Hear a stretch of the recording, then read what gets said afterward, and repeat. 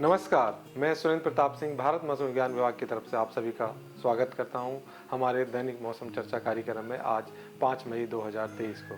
आइए presentation start करता हूं। आज की जो मुख्य बिंदु है, हैवी रेनफॉल जो साउथ पेनिनसुलर इंडिया में स्पेशली तमिलनाडु और आपके रायलसीमा और कोस्टान प्रदेश में हो रही है, वो आज और 24 घंटे होगी, उसके बाद वो डिक्रीज हो जाएगी। इसी के साथ साथ एक नया सिस्टम बना है बे ऑफ बंगाल में, जिसके कारण हैवी टू वेरी हैवी बारिश होने की संभावना है अंडमान निकोबार में 7 तारीख से और 10 तारीख के बीच में। और मैं ऑब्जर्व वेदर की बात करूं, स्पेशली हेल स्टॉर्म या जिसे हम ओले बोलते हैं, जो पिछले 24 घंटे में उत्तराखंड और मराठवाड़ा में देखने को मिले हैं कुछ जगहों पे। और अगर मैं हैवी रेनफॉल की बात करूं तो हैवी रेनफॉल जो हम 7 सेंटीमीटर रेनफॉल के बारे में बात करते हैं, तो आपका सौराष्ट्र एंड कच्छ, वेस्ट मध्य प्रदेश, उड़ीसा, रायलसीमा और अरुणाचल प्रदेश में, और heavy to very heavy rainfall जो 11 सेंटीमीटर से अधिक होगी वो तमिलनाडु में देखने को मिली है। और आइए सिनॉप्टिक सिस्टम की बात करते हैं। आज एक WD है साइक्लोन सर्कुलेशन की तरह ईरान में है, और एक साइक्लोन सर्कुलेशन आपका east specially south east Rajasthan और एक नॉर्थ इंडियन कर्नाटका और एक तमिलनाडु कोस्ट पर है जो लोअर ट्रोपोस्फियर लेवल में है, जिसके कारण से मैं अब आपको बारे में बताता हूँ। जो इस सिनॉप्टिक सिस्टम इनके कारण आप देख रहे हैं कि पूरे कंट्री में थंडरस्टॉर्म एक्टिविटी होने की संभावना है, कुछ जगहों को छोड़ के, जैसे हरियाणा और पूरा उत्तर प्रदेश, बिहार, झारखंड और आपका नॉर्थ ईस्टर्न कर्नाटका और CAP में और लक्षद्वीप आइलैंड में। बाकी पूरे कंट्री में थंडरस्टॉर्म एक्टिविटी होने की संभावना है। इसी के साथ साथ हैवी रेनफॉल भी होने की संभावना है तमिलनाडु में और रायलसीमा, कोस्टान प्रदेश और अरुणाचल प्रदेश में डे 1 के लिए। और डे 2 की बात करें तो एक WD जो ईरान में उसका इफेक्ट होगा, तो और नॉर्थ वेस्ट इंडिया में एक्टिविटी जो और बढ़ेगी, और जहां थंडरस्टॉर्म के साथ साथ हेल स्टॉर्म भी होने की संभावना है हिमाचल प्रदेश और पंजाब में। और बाकी कंट्री में एक्टिविटी जो चल रही है लगभग वही चलती रहेगी। और डे 3 की बात करें तो एक्टिविटी सेंट्रल इंडिया और adjoining east India, waste India में एक्टिविटी कम हो जाएगी, लेकिन जो हमारा वेस्टर्न हिमालयन रीजन है जिसमें जम्मू कश्मीर, हिमाचल प्रदेश और उत्तराखंड आते हैं, वहाँ एक्टिविटी चलती रहेगी। और सदर्न पेनिनसुला में भी एक्टिविटी होती रहेगी, थंडरस्टॉर्म विद लाइटनिंग। और हेल स्टॉर्म होने की संभावना है उत्तराखंड में कुछ 1-2 जगह पे। और अगर अंडमान निकोबार की बात करें, जो मैं सिस्टम बता रहा था, सिस्टम फॉर्म होने वाला है, तो वहाँ थंडरस्टॉर्म एक्टिविटी होती रहेगी।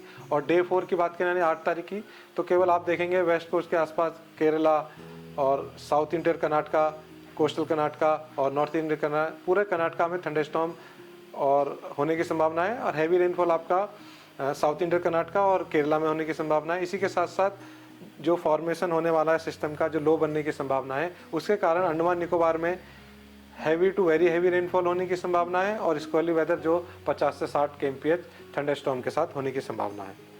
अगर डे 5 की बात करें तो जो एक्टिविटी कर्नाटका और तमिलनाडु में चल रही थी वो चलती रहेगी, और अंडमान निकोबार में भी एक्टिविटी ऑलमोस्ट सेम रहेगी जो डे 4 में थी। इसके अलावा पूरे कंट्री में कोई एडवर्स वेदर वार्निंग नहीं है अगले इस डे 5 के लिए। और मैं बात करूँ तो इस सिस्टम जो हम एक्सपेक्ट करें साइक्लोन सिस्टम साइक्लोनिक सर्कुलेशन बनने की संभावना है south east Bay of Bengal में 6 तारीख को कल। उसके बाद वो इंटेंसिफाई होगा, लो बनने की संभावना है 7 तारीख को। उसी के साथ साथ लो से वो और कंसंट्रेट करेगा डिप्रेशन में अराउंड 8 तारीख को south east Bay of Bengal में। उसके बाद ये और फर्दर इंटेंसिफाई होने की संभावना है, जो साइक्लोन बनने की संभावना है, जो नियरली नॉर्थवर्ड मूव करेगा सेंट्रल बे ऑफ बंगाल की तरह।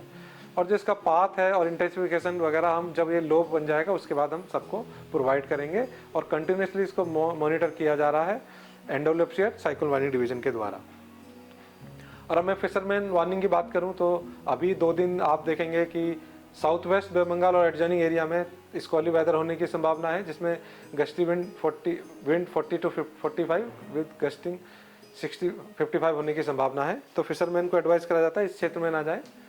और अब मैं डे 3 डे 4 की बात करूं तो डे 3 से ही 7 तारीख से पॉसिबिलिटी है कि 7 और 8 के बीच में कि लो बन जाएगा। तो आप देखेंगे कि यहाँ साउथ ईस्ट बे बंगाल में जो कलर डार्क कलर दिख रहा है, तो स्क्वाली विंड की विंड स्पीड 45 to 55 और गस्टी 65 होने की संभावना है। इसी के साथ साथ जो एडजॉइनिंग एरिया है साउथ वेस्ट बे बंगाल, वहाँ विंड स्पीड 40 से 45 और गस्टी 55 होने की संभावना है। और डे 4 की बात करें तो जो डिप्रेशन होने की संभावना है, जहाँ विंड स्पीड जो हो जाएगी 50 से 60 के बीच में और गस्टिंग 70 के एमपीएच। और उसके आसपास जो रीजन है south west adjoining common area, वहाँ विंड स्पीड 40 से 45 और गस्टिंग 55 के एमपीएच होने की संभावना है। और डे 5 की बात करें तो डिप्रेशन 8 तारीख को एक्सपेक्ट करा जा रहा है कि डिप्रेशन बनने की संभावना है, तो विंड स्पीड भी बढ़ जाएगी। आप देखेंगे साउथ ईस्ट और उसके एडजॉइनिंग एरिया में विंड स्पीड 50 से 60 और गस्टिंग 70 के एमपीएच होगी। और नियर बाई जो एरिया है वहाँ 40 से 45 और गस्टिंग 55 के आसपास होगी। और अगर मैं एडवाइजरी की बात करूँ तो फिशरमैन और जो स्मॉल शिप वगैरह उनको कहा जाता है कि साउथ ईस्ट बे बंगाल में 7 तारीख से ना जाएं और सेंट्रल बंगाल में 9 तारीख से ना जाएं। अगर कोई गया हुआ है तो उनसे रिक्वेस्ट की जाती है कि 7 तारीख से साउथ ईस्ट बे बंगाल में जो है 7 तारीख से पहले आ जाएं, तो सेंट्रल बंगाल में वो 9 तारीख को आ जाएं। और जो टूरिज्म और ऑफशोर एक्टिविटी अंडमान निकोबार की वो 8 से 12 के बीच में बंद रहेगी। और इसी तरह जो साउथ ईस्ट और सेंट्रल बे बंगाल है उसके लिए भी 8 से 12 से बंद रहने की संभावना है। और आप सबको एडवाइस की जाता है कि वो 8 से 12 बंद रहने की संभावना है।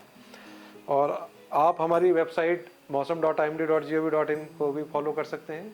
इसी के साथ साथ हम लेटेस्ट इन्फॉर्मेशन डालते रहते हैं। जो बहुत सारे सोशल मीडिया प्लेटफॉर्म है, फेसबुक, इंस्टाग्राम, यूट्यूब और ट्विटर, आप वहाँ भी हमें फॉलो कर सकते हैं। थैंक यू वेरी मच मुझे सुनने के लिए। नमस्कार।